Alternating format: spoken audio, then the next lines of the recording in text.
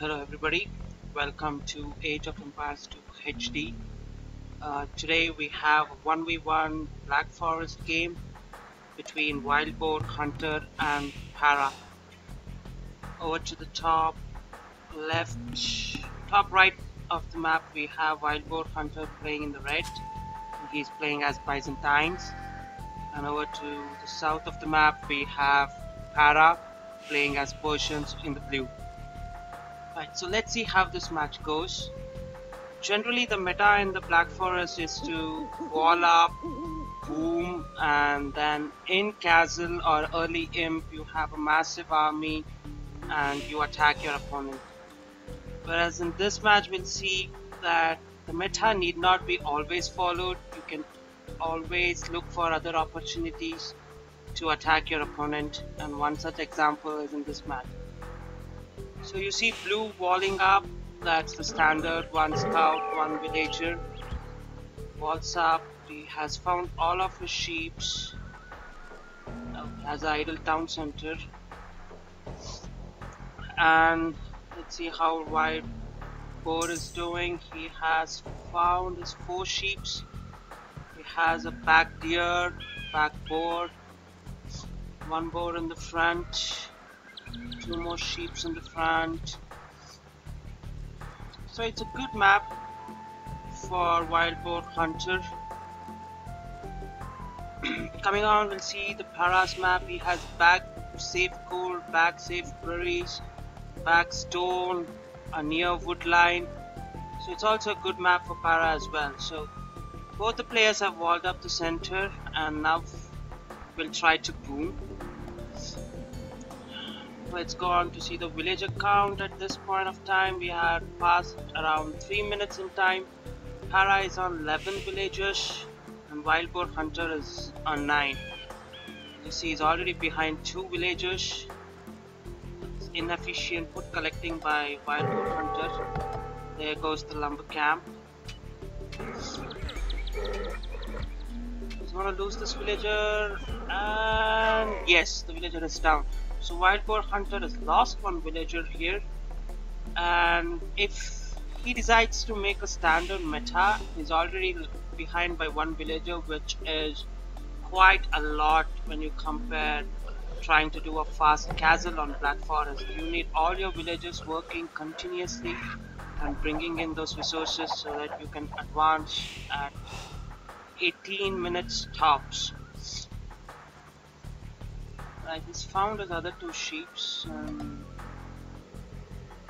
He's found the other 4 sheeps as well now.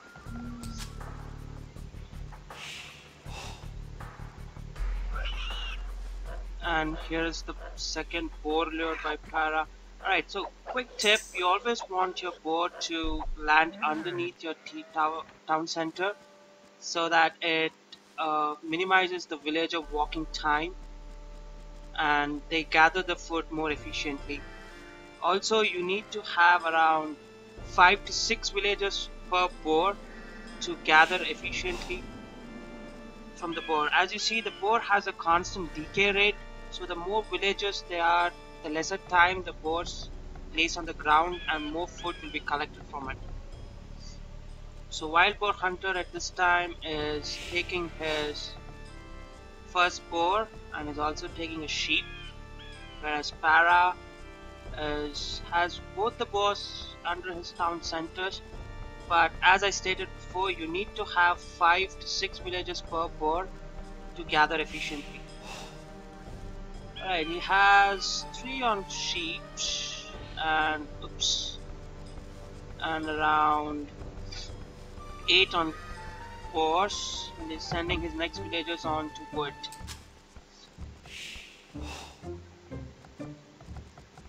And one more thing to notice is a lot of new players tend to queue up villagers, like 4 or 5 villagers. This always gives a wrong sense of total food that you have in the bank. So if you watch pro game matches, they usually have 1 or 2 villagers queued up in their town centers, so they always know what amount of food they have and what amount of food they need to advance to the next age. So at around 8 minutes past the game time, we have 21 pop for Para. He has 2 lumber camp up, 4 villagers on one lumber camp, 3 villagers on the other lumber camp, and rest everybody on foot. So as you can see, his build order stands that he wants to do a fast castle and boom up behind this. And if you switch to Wild Boar Hunter's game, he's on 18 villagers, so Para is in the lead currently. He's taking his deer over to the right, and these deer are pretty close to the mill. It's quite lucky in the deer position there. And on 19 pop, almost 9 minutes into the game, Para is about to click up to feudal. He has 440 foot and 2 more villagers queued up. We'll go to feudal at pop 26. This is a standard fast castle build. The 3 goes to the gold and the rest stays on foot, so that you get 800 foot as soon as you go to castle. As soon as you go to feudal, and you drop down 2 feudal age buildings quickly, like market and blacksmith, and you can advance to castle as fast as possible. Alright, so as I was telling, the meta of Black Forest is always, sit behind, boom up, make a lot of villagers early on in the game, and attack in late castle or early imperial. But at this time, if you see, Wild Boar Hunter is already way back, right? He's around 22 villagers, and he needs to do something different. He needs to attack early, cause some early aggression, and put his opponent back. So you see, he's putting down a barracks, and he has 4 on gold. So this shows that he's going for archer flush.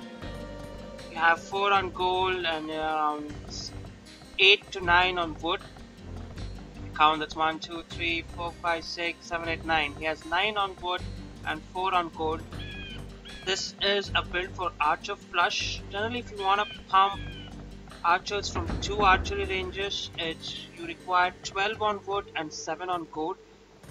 That's the amount you need to build, continuously produce archers from 2 archery ranges. Alright, at 12 minutes we have Para going to feudal age, and close to that at 12-16 seconds we have Wild Boar Hunter going to the feudal age as well. So at this point, Para would probably think that his opponent is also fast castling this, but because the timing of his castle is on 12:45, he doesn't know that Wild Boar Hunter had a bad start. He already lost a villager, and he doesn't know that, right? So he's doing the meta, and he's going to fast castle. Right, if you see Wild Boar Hunter now, he has 2 archery ranges queued up, and if you look at his resource gathers, he has 10 on lumberjack and 5 miners. So this clearly shows that he's going for archer flush, and yet he has archers queued up in his archery ranges. Alright, so why did Wild Boar Hunter decide to go archers here? So the first reason is he knew he was at a bad position when he had one of his villagers killed by the wolf. So he had one of his villagers killed, and if you notice how Para is walled, he has used a single piece of wood, actually this pine tree here, as his wall, right? And by the way, the small trees you see here, that is because of the Pussywood mod. It actually shrinks the size of your trees so that you can get an overall view and the trees are not blocking anything. Right, so coming back to the game, he has 1 tree utilized in his wall, and you can actually do a tree hop in such situation, which you will witness in a short while. So what you basically do is you get a villager, you chop the tree down, put a palisade on it and delete the palisade. So this will give you an open entry to your opponent's town. Alright, so yeah, see it has 6 on gold standard and it has around 11 in lumberjack and that's standard as well. Alright, so he's queuing up archers and he has his villagers here. Para is doing a standard castlage. He's gone to castle in 16th minute and we'll soon see this in action. So here comes the villager. It's chop, chop, the wood goes down, you put a palisade under it and then you delete it. Come on, delete it, delete it. There you go. And your archers are now into his base. So they can do the damage and this is something that you don't see in the meta. You generally tend to boom up like how Para is doing here. He's got a second, third and fourth TC up. He has some 4 TCs, he has less resources, no wood to put down a barracks or an archery range. He has committed to boom. He has little bit of food and which is queuing villagers, absolutely no gold. And now he's under pressure. He needs to bring the town well, put the villagers in safety and so what do you do at such point? The ideal thing to do is to boom, do not panic, get the resources, put down a barracks, put down an archery range and try to counter this. So he is in castle, so winning a couple of knights at this scenario would take down an entire feudal army. But this he's engaging the archers with his villagers, which is not an ideal thing to do. Villagers do fare well against militia, but against archers they do not stand well. They can be easily taken down by a couple of archers. So Wild Boar Hunter coming with a forward archery range, he wants to keep the aggression because he knows if Para is booming behind this, if he gets up a couple of extra villagers from this additional TCs, put down farms, collect golds, then he'll be able to pump knights and that would be GG to Wild Boar Hunter. So he wants to keep that aggression going. And one more thing you notice here, do not ring your town bell when your opponent is attacking you. That causes all villagers to go back, which is very inefficient. So you just want to drag the bunch of villagers that are under attack and put them in town centers. Never, never, never ring the town bell. If you see all of his villagers currently idle in the TC. So even though Wild Boar Hunter has less villagers on map, but they are collecting resources and Para's villagers are comfortably inside the TC, lazing around without collecting any resources. Alright, so if you see Wild Boar Hunter still keeping the pressure on with archers and Para doesn't have the wood to build the second military building. So here he goes, he decided to go archery range and guess he wanted to build skirms to counter against the archers. But still, since being the Persians, you would think he would go knights because the Persians knights are the second best knights in the game after Franks. So you'd want to go knights, but he's going archery range here and he'll be queuing up skirmishes. There you go, 5 skirmishes out and Wild Boar Hunter still harassing this wood line with his feudal age archers. He does have +1/+1 defense and attack upgrade, so that's good for him. And here comes one skirms.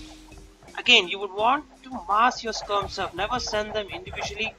No upgrades, you would want to mass them up, keep them in archery range. Get entire mass out of 5 to 6. Sending out 1 skirms against 5 archers, even though they have the attack bonus, they do not fare well. And that's a stable. So Wild Boar Hunter doing the right thing. He wants to keep the aggression on. At this point he knows the Para is in castle and he wouldn't want, and it's GG for Para. He knows that he cannot come back from this.